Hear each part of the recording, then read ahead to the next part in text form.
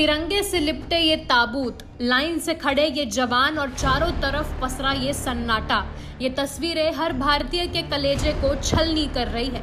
इन ताबूतों में वो शहीद जवान हैं जिन पर आतंकियों ने गुरुवार की रात छिपकर हमला किया था।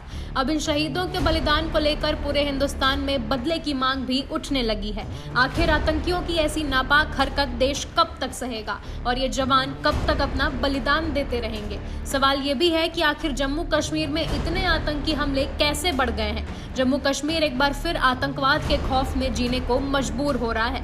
जम्मू कश्मीर में लगातार बढ़ रहे आतंकी हमले रुकने का नाम नहीं ले रहे हैं। बारामूला जिले के गुलमर्ग में एलओसी के पास आतंकी हमला हुआ। राष्ट्रीय राइफल्स के वाहन पर आतंकियों ने हमला किया। आतंकियों की गोलीबारी में 2 जवान शहीद हुए और 2 पोर्टर की भी मौत हुई।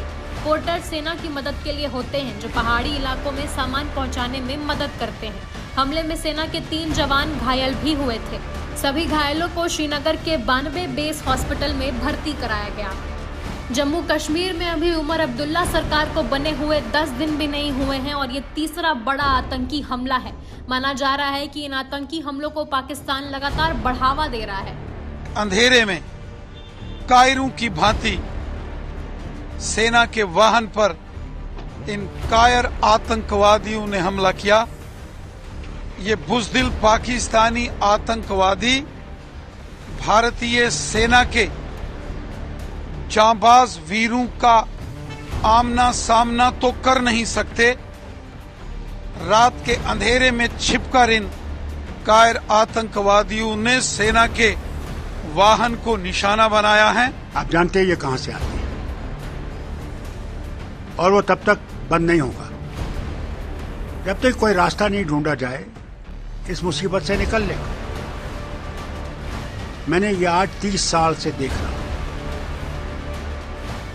और बेगुनाह मारे जाते हैं और हम पाकिस्तान का हिस्सा बनने वाले नहीं। जम्मू कश्मीर में लगातार हो रहे आतंकी हमलों ने एक बार फिर घाटी में खौफ का आलम बना दिया है। जम्मू कश्मीर में सुरक्षा भी बढ़ा दी गई है और सुरक्षा एजेंसियों के जांच का दायरा भी, लेकिन इसके बावजूद आतंकी हमले थमने का नाम नहीं ले रहे हैं। लिहाजा जम्मू कश्मीर में बनी नई उमर अब्दुल्ला की सरकार पर भी सवाल खड़े हो रहे हैं, क्योंकि जम्मू कश्मीर के चुनावों में उमर सरकार के मेन मुद्दों में आतंकवाद एक था। और सोचिए कि उमर अब्दुल्ला के शपथ लेने के बाद पिछले 9 दिनों में आतंकवाद की 4 बड़ी वारदात सामने आ चुकी है। उमर अब्दुल्ला ने 16 अक्टूबर को सीएम पद की शपथ ली। 18 अक्टूबर को शोपियां में आतंकियों ने गैर स्थानीय युवक की गोली मारकर हत्या कर दी। 20 अक्टूबर को आतंकवादियों ने गांदरबल के सोनमर्ग में निर्माणाधीन टनल में हमला किया, जिसमें 7 लोगों की मौत हुई थी।